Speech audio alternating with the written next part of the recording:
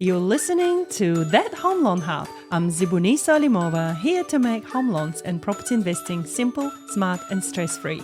Let's get you closer to your property dreams. So, in the previous episode, we've covered if you know the statistics and whether you should be making an offer based on statistics. Now, listen up to this episode as we dive a little bit further on how you really should be making an offer, if you were to make one.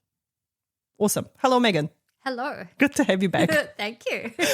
So we talked about the statistics. We talked about how sometimes the statistics can be outdated, and if people are relying on them, especially out of region, it's really, really hard. Yeah. And one thing that we didn't really mention is, for instance, certain areas may not have as many sales. And if those sales were below average or below RV, rateable value, then that will really mess up the offers on the future houses. Mm-hmm.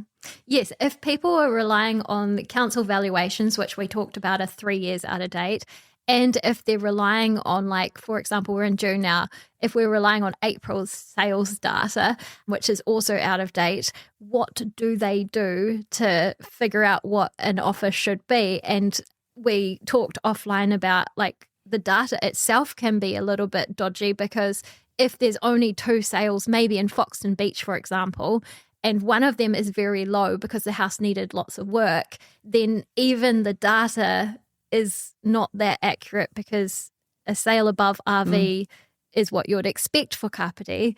But then if a house isn't the greatest house and needs lots of work, it might sell for less than RV. And then when the data gets published, they're like, oh, it's well under RV, but there might have only been 2 sales. So the average is like a bit skewed. Yeah. You kind of want a lot of sales points of data to get an average that's accurate and reliable, that you can rely on. So how can they do that? How can they? What we do is when we appraise a house with a homeowner, we give them some comparable sales, and we only usually go back 3 months. And even 3 months can sometimes be, dramatically different. Like especially in the hot market, yes, or in a market where things started to drop off quite quickly. Yeah, well, if you think about the last few months in New Zealand, like, we've been impacted by some things overseas, like, fuel crisis, Dubai, fuel price crisis. The guy with the orange hair, like, anytime he opens his mouth, people panic. We've just had a whole bunch of redundancies announced as well, like in Wellington. So there's a whole lot of things that can impact, the property market. So going back more than 3 months is really inaccurate, unless it's a suburb that doesn't have very many sales ever. But like a place like Paparam or Waikanae or something like that is pretty standard. So 3 months is more than enough. And then we look at houses, so we might say, okay, your house is 3 bedroom, 100 square meters. So we try and look at other houses that are also 3 bedrooms and 100 square meters. But you might get the odd 2 bedroom house that is 100 square meters. You might have a house that's on a cross lease versus freehold. So that's what real estate agents do. When we appraise houses, we try to find comparable houses. And if they're slightly different, we write in the notes, this one had a cladding issue, or this one had subsidence, or this one has just been fully renovated. I know there's double glazing in that house because we might have been through it. So that's how we kind of say, well, the house that you're looking to make an offer on is either better or worse. I remember the word was inferior. Inferior. It's so mean, isn't it? But, it sits in a niche in the market somewhere. There'll be some houses that will be more valuable and some less valuable. Yeah. Inferior is so mean.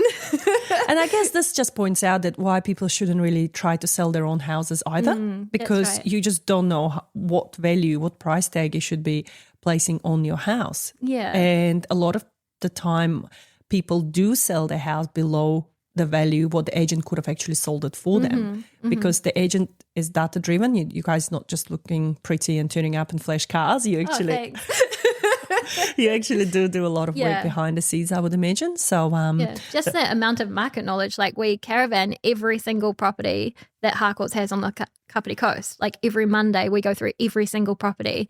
So if you wanted to know, like, about our market here, we've got a pretty good insight. We've probably been through a lot of the houses in Kapiti over the years, like, within our team. Yeah. So, and we can do this for buyers as well. So we were saying just before, this is what we do when we appraise a house for a homeowner. But we've got like we've just had a house down on Manly Beach, and one of the buyers came through and said, could you send me all the house price, like the house sales for Manly Street in the last 3 years?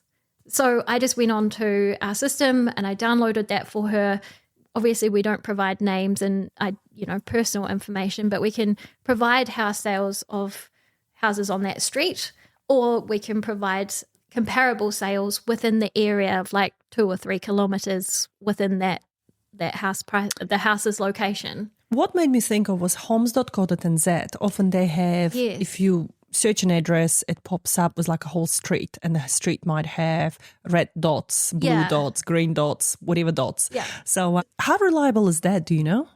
Yeah, buyers rely on it. It does worry me a little because, again, like the council valuations, these are sight unseen often.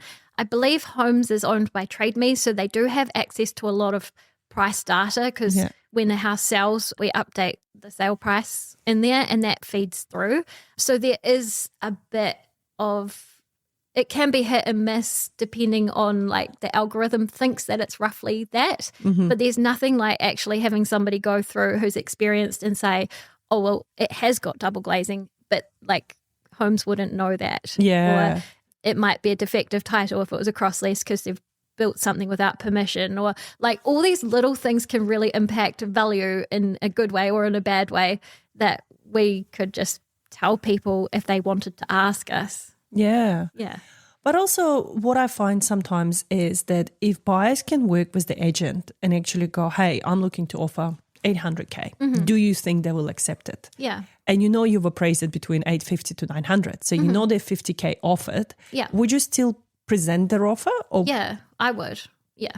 And I mean, I would probably give them some guidance. I don't like misleading people. So I might say, oh, well, I know that they're hoping for more. Because like your first offer is your dream price, right? What you'd like to buy for. I always think it's worth trying. So we'll put it on paper. I don't do verbal negotiations. It's like it's not worth anything unless it's in writing. So we'll write it up. We'll put on your dream purchase price. If we can get it for you, wonderful. But I'll probably say, hey, look, I think they want more, but let's give it a go. Then we'll go to the homeowner and we'll be like, this is the offer. What do you think?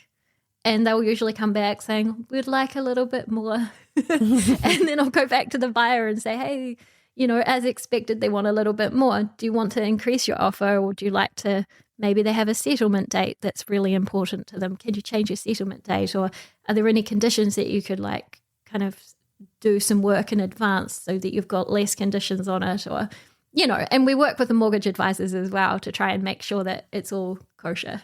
Yeah, no, that's awesome because a lot of the time when my clients come to me and I usually indicate to them their maximum purchase price as well. And I always encourage them not to go above and beyond that. So always stay below the maximum because at the end of the day, it's them that needs to pay the mortgage back. Yes. And we don't want to put anyone in a position where they've borrowed way too much. You see far too many horror stories on Facebook recently where they go, oh, bought this house, now we can't afford it. And, it only takes someone to lose a job. It only takes someone to get really unwell. And then suddenly they lose their whole income. Yeah. And if they haven't had insurances in place or whatever, then it really affects. And then if they have to sell the house. Oh, I know, it's a tragedy. Yeah. It's going to cost them again to sell the house, the agent fees. So they actually may lose the money. So I always encourage my buyers to do a thorough research before they commit to a certain price, because a lot of the buyers, if they're buying the first home or even the second home, they get emotionally attached and then they get silly and then they try to overbid in their own head of how much they can afford.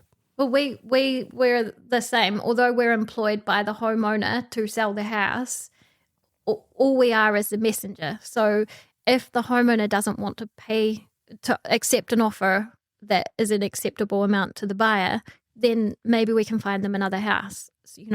So while we try and negotiate and everything with that buyer, if the buyer says to us, hey, that's my maximum, that will be respected. Like we say, okay, yep, that's your maximum. They've said no. What else can we show you? Because we don't want to put people in that position either. Yeah. No, beautiful. So just to summarize, for those that are looking to make an offer and you're relying on data Don't rely on it too much. Have it as a bit of a guidance, but don't rely on it too much. Talk to the real estate agents. They should be able to guide you a lot more, because they are the ones working with the vendors. They're the ones that know the region, the prices, etc. And if you are looking to put an offer, just always double check whether your finances are up to scratch and you can get insurance. And your KiwiSaver, if you're using KiwiSaver, make sure you leave enough time to withdraw from it. Oof, that's a whole episode on its own. And we did actually record one of those. So if you go onto my podcast, if you search KiwiSavers, there will be several episodes that will pop up with that subject in mind. Awesome. Thank you so much, Megan. Lovely to have you here. Thank you. And that's a wrap on That Home Loan Hub. Don't forget to hit subscribe and join me next time for more property tips and tricks. Your next smart move starts here.